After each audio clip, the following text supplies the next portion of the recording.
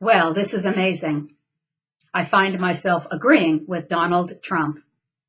This is certainly a first.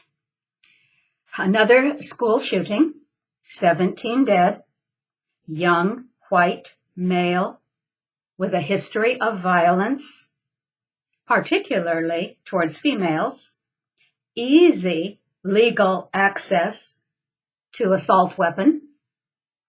Trump cited mental health issues, and yes, indeed, I certainly agree, but not the mental health issues of this one single individual, rather a worldwide mental health issue, which is not yet recognized, not yet diagnosed, not yet understood by the general public. It is called the dominator model of society, also patriarchy, which means rule of the father. It is the mental health issue of allowing our decisions to be made almost solely by men, which for humanity is a form of insanity. Men have on average 10 times the testosterone that women have, and this is perfectly normal, not a problem at all. Young males have the most, still not a problem. Science has well established that the greater the testosterone, the greater the likelihood that both aggressive and selfish decisions will be made. Decisions that do not include the whole picture or all members of the group, do not include the whole family. When men gather together in groups, that already high level of testosterone, which is normal, it spikes even higher. And this is why when our world is led mostly by men, without the leadership and participation and guidance of women, we have the world that we have, violent and selfish and destructive, cruel, and life-denying.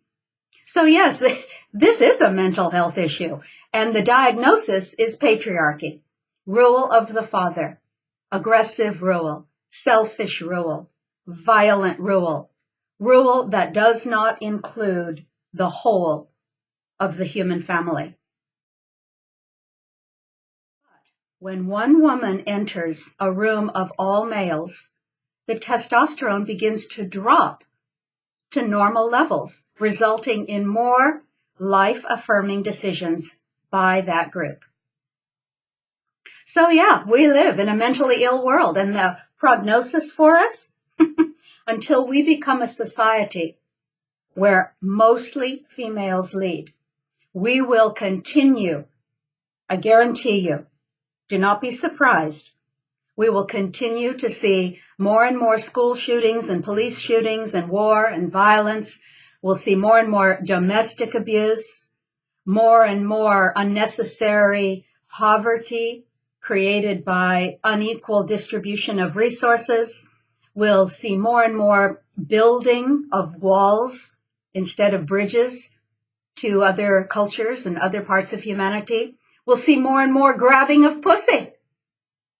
We'll see more and more of the 1% having a huge amount of the resources, with the 99% left to struggle and fight amongst themselves for the crumbs. We are a human family. And what does a good mother of a family do? She does not let one of her children have everything while the rest starve and struggle. She does not let one child harm another without stopping it.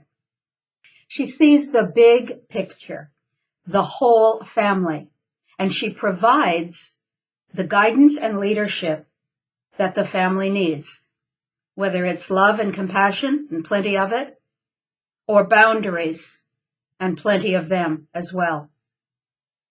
Life-affirming boundaries. She's not just a good mother, she's a good queen. And she makes her choices on what is life-affirming for the entire family.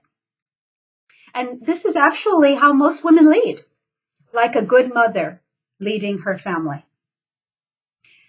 You know, as population increases and as resources dwindle, we have a choice. Humanity has a choice to continue in this direction of the dominator model, which is clearly led by men like Trump, Duterte, name your dictator, and which spawns the likes of every insane male who kills in this crazy way. Or we can return to what humanity once had, a woman-led society, and which archaeologist Maria Gimbutas has proved tended to be much more peaceful and much more sharing of resources.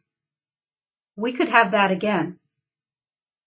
Women everywhere must step up into their good queen archetype, the archetype that is most denied and dismissed by patriarchy. Because when the good queen shows up, patriarchy starts to melt naturally. The good queen is the leader who leads society without ego, who distributes resources fairly, who looks at the whole picture, who sees what is good for the whole human family. And until we are led mostly by women, by and large, we will all simply see more and more violence, increasingly isolationist policies that refuse to acknowledge that we share a finite planet, and more abuse of women and pretty much everything else. Because that is the nature of the dominator mind, the patriarchal mind. And women can have this mind too. A dominator model mind forms a hierarchy of abuse. And it thinks, well, if I have some power, then I have the chance to abuse, exploit, control those with less. And the dominator mindset thinks the farther up the ladder I go, the more successful I will consider myself to be. He who dies with the most toys wins. This is a hopeless situation for humanity. This is the bleakest of futures for us. But we could turn that around. It was only a few decades ago that votes for women was the struggle, was the banner. They always say women were given the vote. No, they weren't. They took it. Nobody gave it to them. They took it. And it was a mighty struggle because those in power never willingly give that power up to anyone if they are not made to. So, votes for women takes on a whole new meaning in today's world. Vote for women leaders. It is our only hope of healing this mental illness of patriarchy. It is our only hope for sanity.